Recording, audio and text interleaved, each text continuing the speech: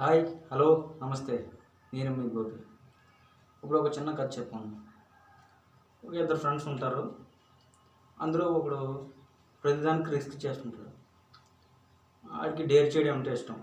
ప్రతి దాంట్లో వేలు పెడుతుంటాడు అనమాట.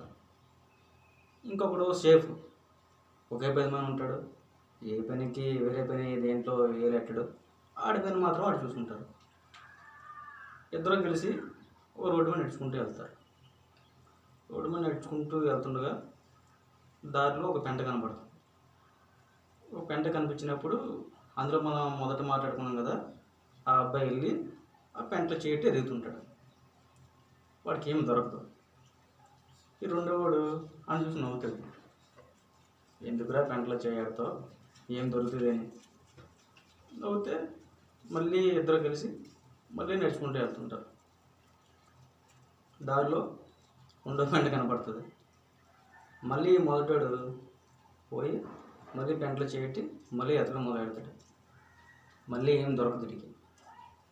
వీడి ఫ్రెండ్ వాడిని చేయొద్దు అంటాడు. ఎందుకంటే చేతికి మట్టి ఉంటుంది కదా, చేయొద్దు దూరం ఉండు అని చెప్పి మళ్ళీ ఇద్దరు నడుచుకుంటూ నవ్వుకుంటూ వెళ్తుంటారు. మూడోసారి మళ్ళీ పెంట కనపడుతుంది. మళ్ళీ వీడు మొదలెడతాడు పెంటలో వెళ్తాడు. ఈసారి వాడికి బంగారం దొరుకుతుంది. బంగారం దొరికితే వాడు హ్యాపీగా ఫీల్ అయ్యి వెళ్ళి ఆ బంగారం పట్టుకెళ్ళి ఒక బిజినెస్ స్టార్ట్ చేసి దాంట్లో వాడు సక్సెస్ అవుతాడు.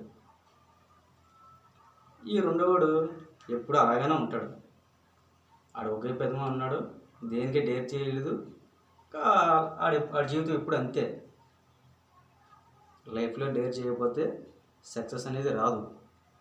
నీకైనా నాకైనా ఎవరికైనా ప్రతి ఒక్కరూ డేర్ చేయాలి సక్సెస్ కావాలనుకుంటే. Thank you.